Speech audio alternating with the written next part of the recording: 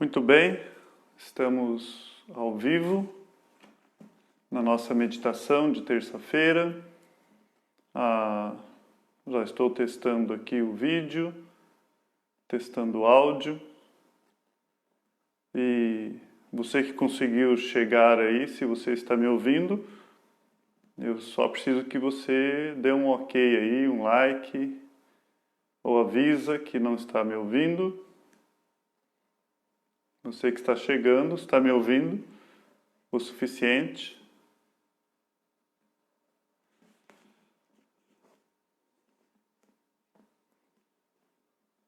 E aí você só dá um like, né? Se tiver tudo ok. Isso. Então o pessoal que está chegando aí conseguiu, né?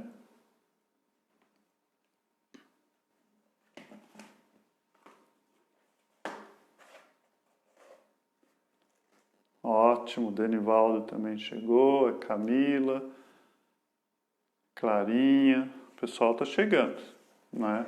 Vocês podem dando ok aí, que esse ok ele chama outras pessoas. Toda vez que você clica no joinha aí, o Facebook ele vai mandando para outras pessoas. Descobri isso essa semana. Então, fique à vontade. Vou só esperar mais uns minutinhos, já organizando minhas coisas aqui.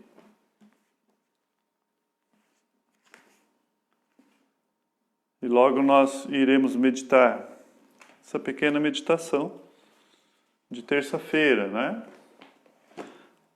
O dia que nós separamos para as nossas orações.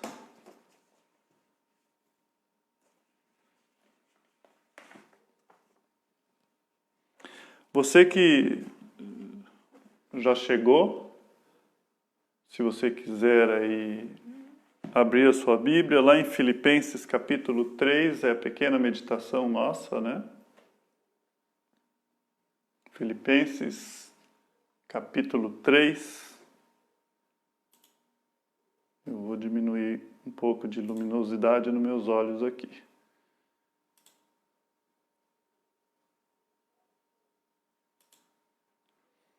Prontinho.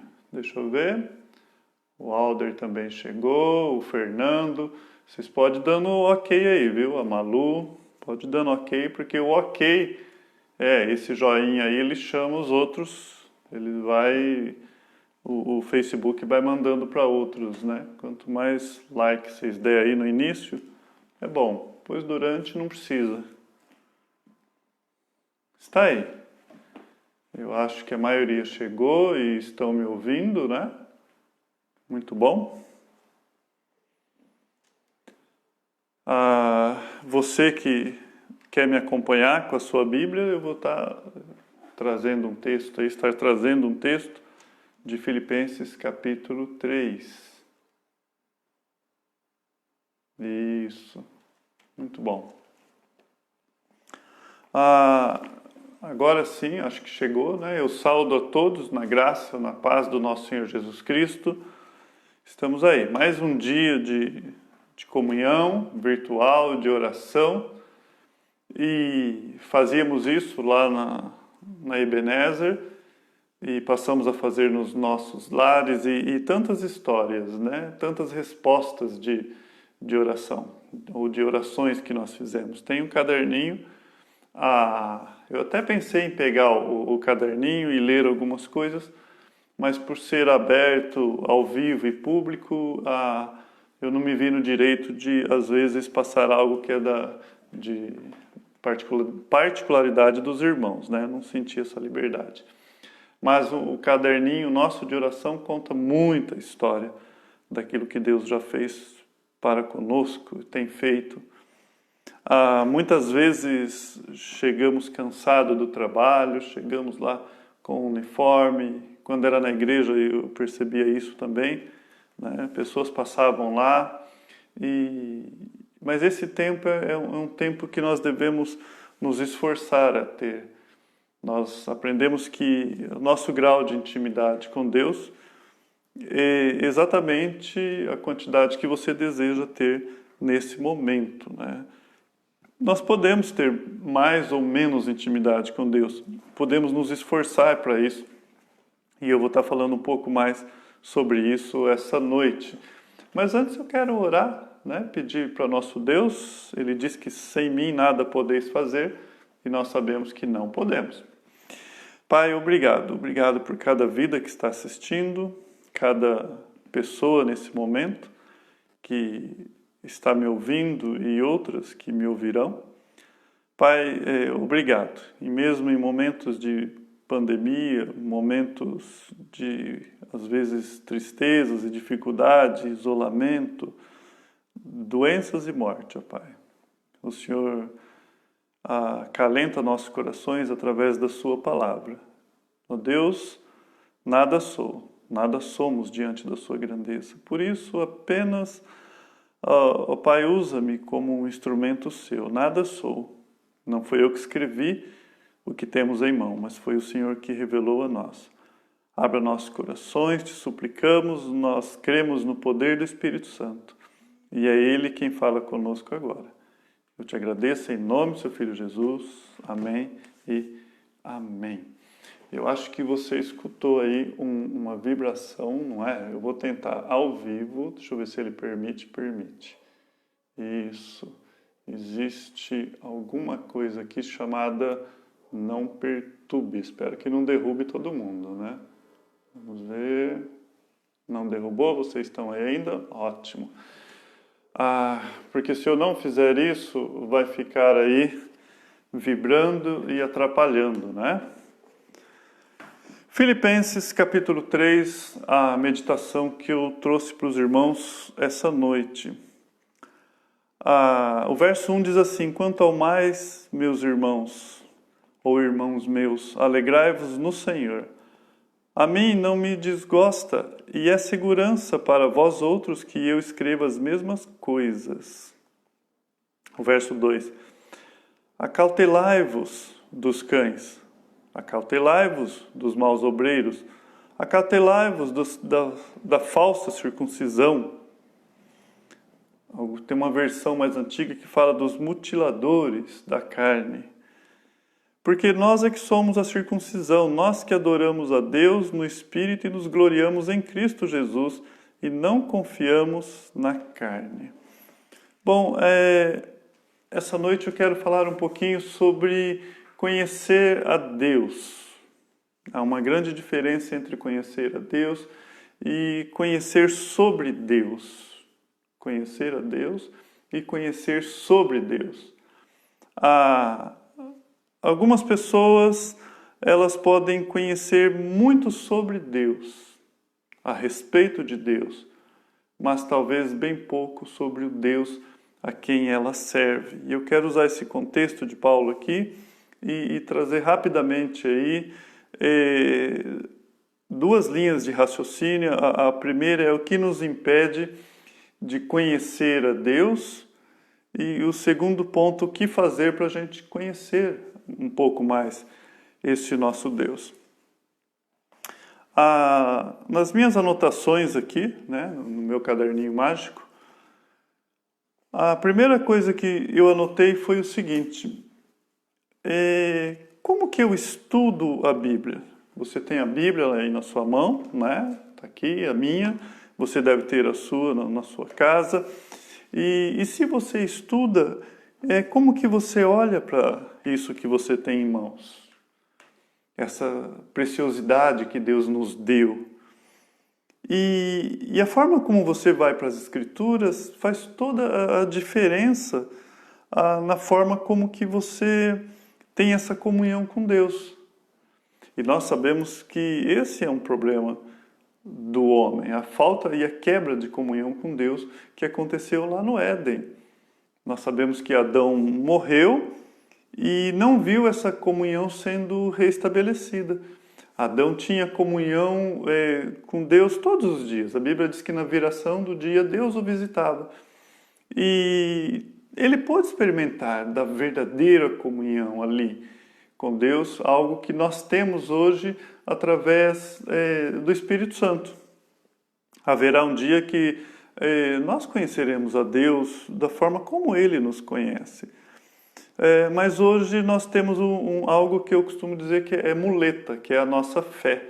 Nossa fé é uma ferramenta que Deus nos deu, mas que ela não vai ser necessária no futuro, né? A fé é o firme fundamento das coisas que não se veem, mas que se creem. E na eternidade nós vamos ver. Então a fé não vai precisar mais dela, ela é para uso hoje. Lá no céu não vai ter fé, parece assim, meio que incoerente ou contradizente, né? Mas é porque lá não precisa da fé. E Paulo fala isso em 1 Coríntios 13, ele fala que a fé, a esperança, lá também não precisa de esperança, porque a esperança é algo que se espera e ela termina quando esse algo se conclui, não é?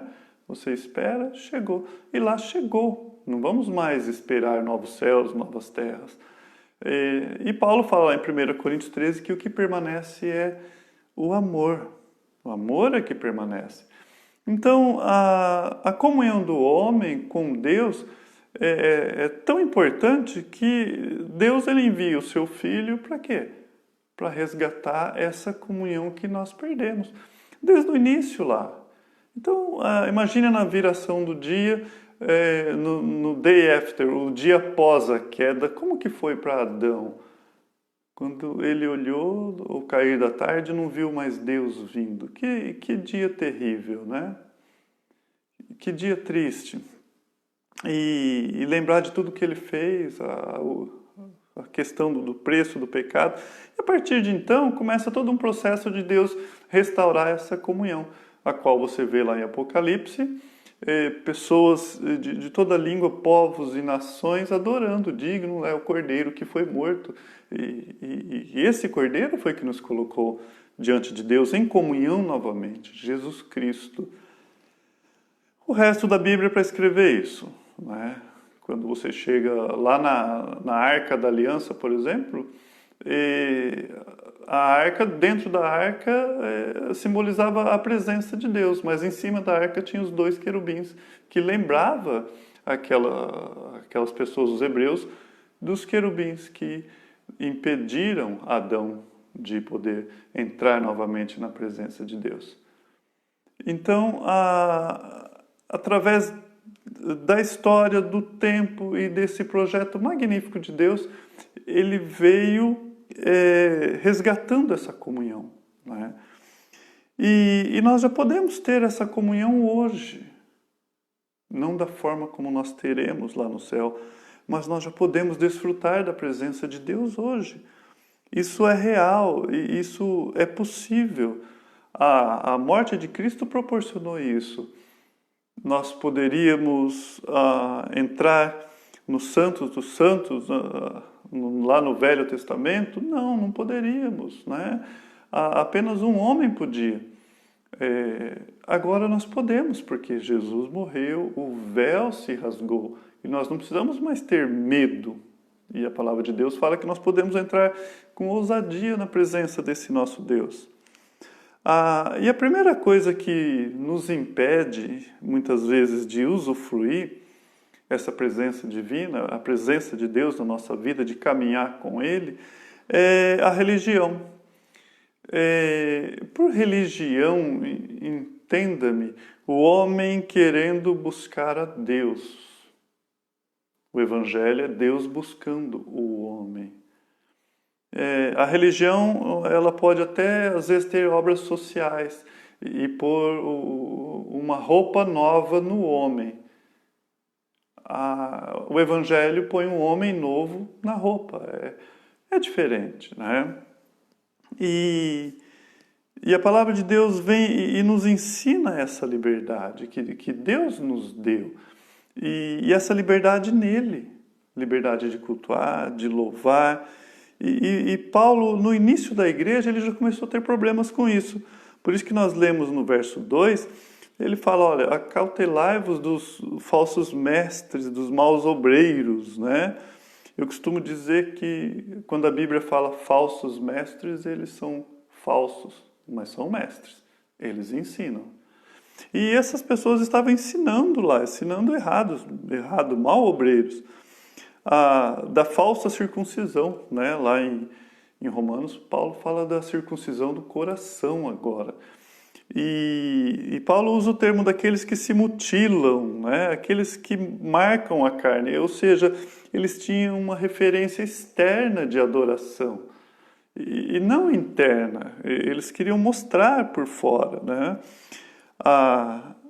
Aí ele fala no verso 3, porque nós é que somos a circuncisão, nós que adoramos a Deus no Espírito. Então ele começa a dizer aqui que é algo no âmbito espiritual. E nos gloriamos em Cristo Jesus e não confiamos na carne. Então não é algo que nós podemos fazer, porque você não consegue se não for a graça bendita de Deus, por mais que você se esforce. Nós não conseguimos. E Paulo ele fala, eu poderia confiar na carne. E como que eu sei que ele está falando de religiosidade aqui? Por causa do contexto e a continuidade.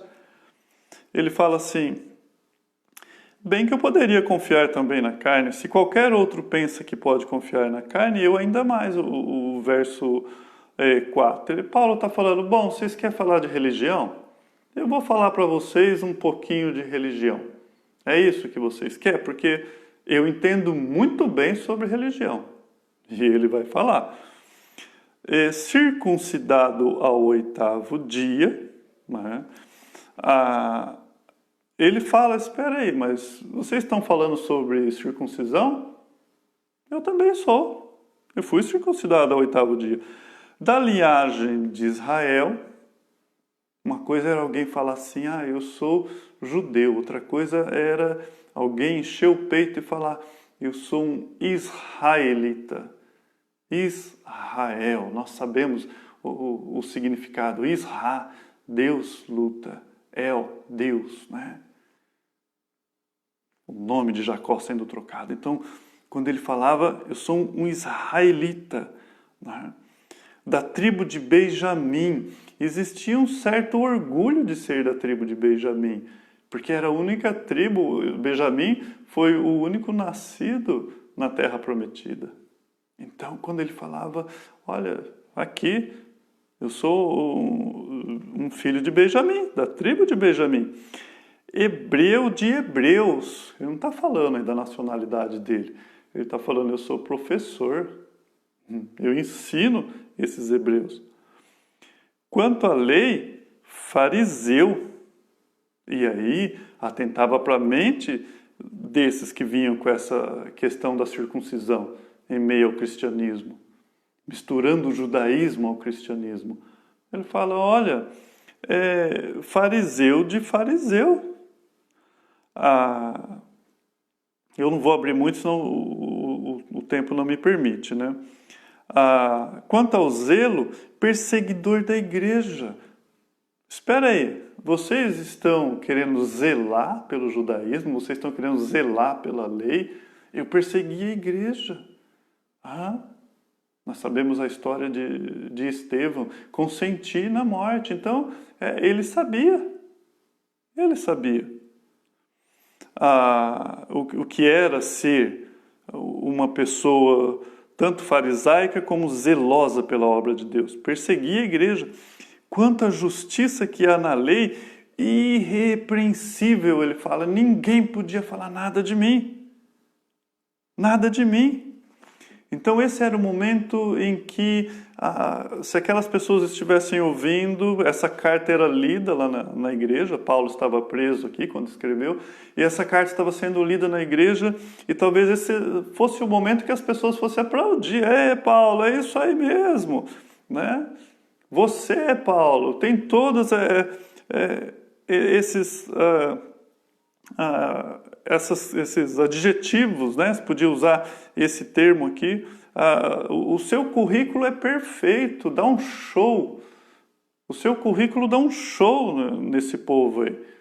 Então, eles confiam na carne, muito mais você.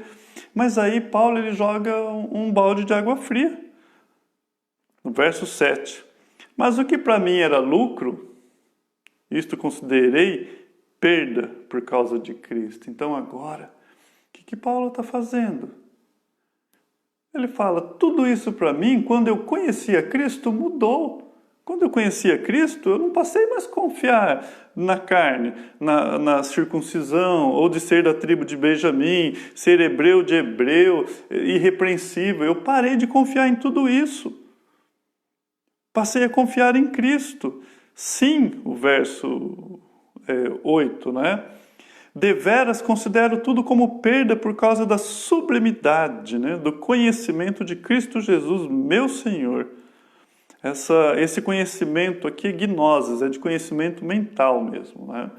A palavra no original lá. Por amor dos quais perdi todas as coisas, por amor do qual perdi todas as coisas e as considero como refúgio para ganhar a Cristo. Esse refúgio lá no original é escúbalo. O que quer dizer escúbalo? É algo que você não diria na igreja, não. Né? No sentido de fezes, né? Há uma versão que ela vai minimizar um pouquinho e ela vai tentar colocar como adubo, esterco, coisa desse tipo. Não, escúbalo era uma palavra pesada.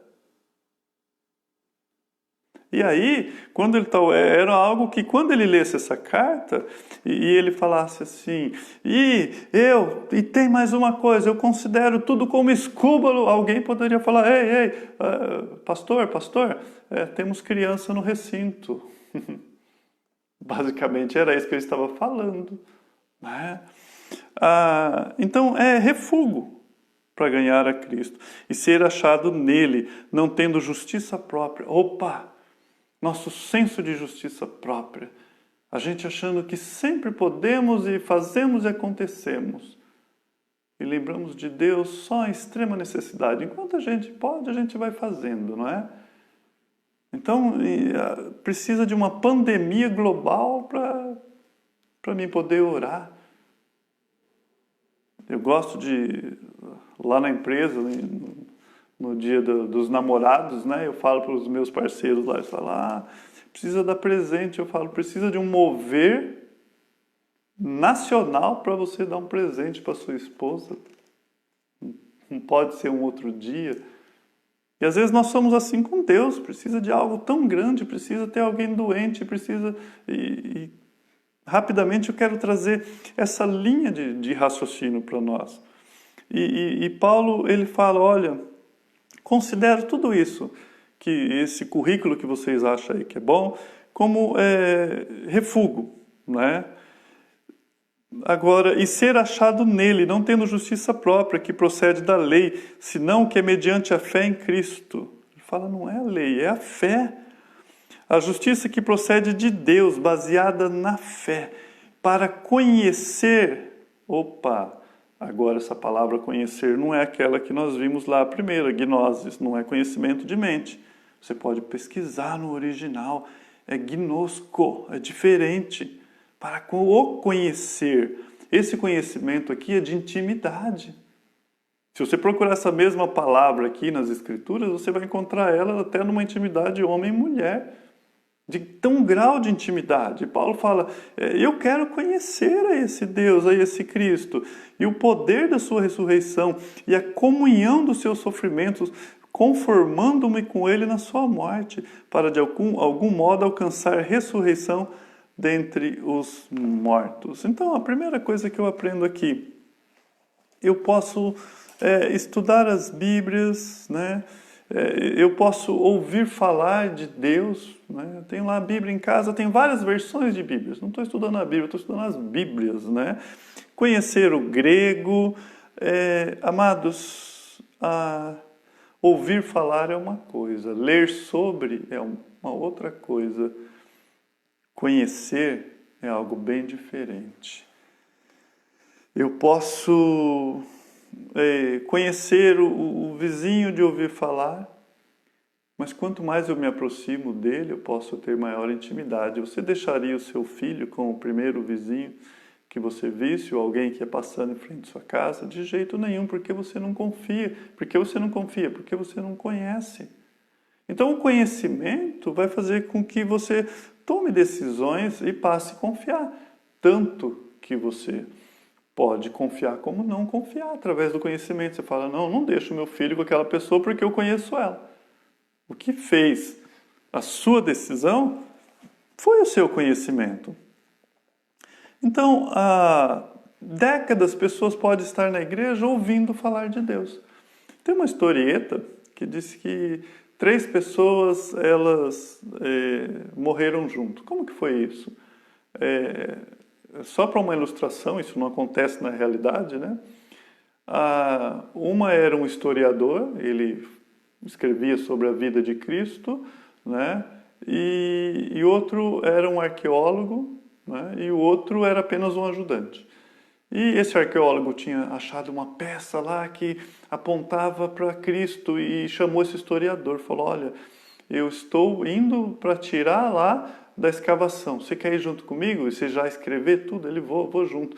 Aí chegou lá, eles acharam um servo lá e foram tirar a peça. Mas quando eles mexeram um pouco, caiu a caverna, a escavação em cima dos 3. Morreu o servo, o arqueólogo e o historiador. E aí diz que eles abriram os olhos diante de uma pessoa de branco e essa pessoa falou para eles assim, você conhece Jesus Cristo? Para o arqueólogo. O arqueólogo falou, lógico que eu conheço, eu morri estudando, buscando coisas que provam a existência de Jesus Cristo. Então vai para a direita. Para o historiador, você conhece Jesus Cristo? Lógico, a minha vida foi escrever sobre ele. E a pessoa falou, para a direita também. E aí chegou o terceiro homem, que era o servo deles. Você conhece Jesus Cristo? Ele falou, sim, é o Senhor. Prostrou aos pés dele e o adorou. Entende? Isso não acontece na realidade, não vai ser assim no céu. Mas quantas pessoas ouviram, estudaram a Cristo uma vida inteira, mas ainda tem outro lado da história. E eu penso que está mais voltado para essas pessoas que conhecem a Cristo apenas do intelecto. E lá em Mateus capítulo 7 diz que Jesus vai dizer para algumas pessoas, e dá a impressão de pessoas que são envolvidas com igreja, liderança, porque ele fala, olha, não vos conheço. Essas pessoas vão dizer, mas nós expulsávamos demônios, nós curávamos. Jesus vai falar, apartai-vos de mim, vós que praticais iniquidade, eu não conheço vocês. Então eram pessoas que, lá vai ser pessoas envolvidas com o cristianismo, usando o nome de Jesus, mas que o próprio Jesus não o conhece. Então, quando nós conhecemos a Cristo, nós temos comunhão com Ele. E comunhão é Cristo falando conosco, habitando em nós através do Espírito Santo. É nós em Cristo. Essa comunhão que Paulo está falando aqui, quando ele fala mediante a fé em Cristo, justiça de Deus baseado na fé, me conformando na sua morte. Então, essa comunhão com Cristo você tem. E hoje em dia, o fato, às vezes, de nós valorizarmos a Escritura no sentido de estudo por causa da internet, a ênfase na igreja reformada, os pais, a história, e vem aquele monte de informação e você vai estudando, vai lendo, e você pode esquecer do próprio Deus nisso. Opa, alto lá. Primeiro, não é errado estudar, você deve estudar, eu devo estudar. A Bíblia inteira nos exorta a buscar, a estar ali meditando na lei do Senhor de dia e de noite, sim. Mas nós não podemos esquecer o Senhor da lei, o Senhor da palavra, a própria palavra que é o próprio Deus. Algo que nós temos que aprender é que o meu companheiro de leitura não é eu mesmo, é o próprio Cristo. Meu companheiro de leitura é o próprio Espírito Santo. Eu vou na Bíblia, não como num livro do Harry Potter, querendo fazer algum tipo de magia para algum benefício próprio, ou para vingança alheia, qualquer coisa que seja, a não ser conhecer a Deus. E quanto mais eu conheço a Deus, mais eu conheço a mim mesmo. E essa religiosidade, ela pode ser empecilho, porque você acaba entrando ali no modo piloto automático, né? Algo mecânico. Você vai na igreja, você vai lá, pica seu cartão lá e tá tudo bem, né? Durante a semana até lembrei de cantar um hino. Opa, alto lá. Quando nós chegamos no domingo, o coração já deve estar aquecido no sábado. No sábado eu já deveria estar me preparando para ter um dia ali consagrado ao meu Senhor, para as coisas dele com os meus irmãos. E não simplesmente essa mera religiosidade achando que estamos ganhando pontinho diante de Deus. Não. É dia a dia, toda hora, todo momento. É no se deitar, no levantar, no respirar. Nós dependemos dele. Isso não quer dizer que a sua mente vai ficar o tempo todo voltado para as coisas religiosas. Mas eu costumo dizer que quando eu estou desenvolvendo, né, trabalhando lá com os códigos, né, no computador, tem coisa que eu peço, Senhor, me ajuda porque aqui eu não estou conseguindo. Né? Eu preciso resolver isso hoje, nas minhas orações, porque é aquele companheiro contínuo, estou trabalhando. É o mesmo que quando passo por tremendos desafios, uma esposa doente, uma filha doente, um amigo, é o mesmo em que eu falo, Senhor, ajuda-me. Ontem conversando com a minha esposa, né? E naquele contexto em que os amigos abrem o telhado e para colocar alguém que eles queriam tanto diante de Cristo para ser curado. E a minha esposa falou, se você pudesse colocar o falcão, né, sempre sofrendo, você faria isso, abrir o teto, né? Sim, faríamos isso. Eu tenho certeza que mais pessoas pegariam outras pessoas e se esforçariam em levá-las lá. Mas nós não temos esse mesmo esforço para levar as pessoas em oração. Esse desejo, esse queimar o nosso coração. Entende? Pessoas passando por dificuldade. Ficamos sabendo essa semana, filho na UTI, recém-nascido, com dificuldade, e pai e mãe sofrendo. E coisas que chegam até nós. O nosso coração tem a mesma compaixão de Cristo Jesus, porque se você estiver só naquele legalismo, você acha que você já fez tudo que tinha que fazer. Leu a Bíblia, orou, né? Foi na igreja, senta, levanta, canta, levanta a mão, ouve a palavra e vai embora e está pronto. Nada disso, é comunhão, é diária. Se Cristo estiver diante de você agora, se você amanhã o sol nascer e você não estiver lá para ver, e você estiver morto, Cristo é alguém distante ou o seu companheiro do caminho todos os dias? Então nós aprendemos a palavra, nós buscamos a palavra, mas você se enxerga na palavra. Você está aqui, é lá em Adão e você está aqui, lá no final, glorificando a Deus. É a parte da história do seu povo. Não é apenas para revelar algo que eu preciso para a minha vida. Não é só isso. É muito mais. Então, é experimentar, é conhecer a Deus. E já partindo para o fim, Paulo ele fala o seguinte, né, no verso 12: não que eu já tenha recebido ou tenha obtido a perfeição. Opa, algo que eu aprendo com Paulo, não termina nunca isso aqui. Aliás, termina lá no céu. Mas prossigo para conquistar aquilo para que também fui conquistado por Cristo Jesus. Irmão, quanto a mim, não julgo havê-lo alcançado. Opa, não alcancei ainda não.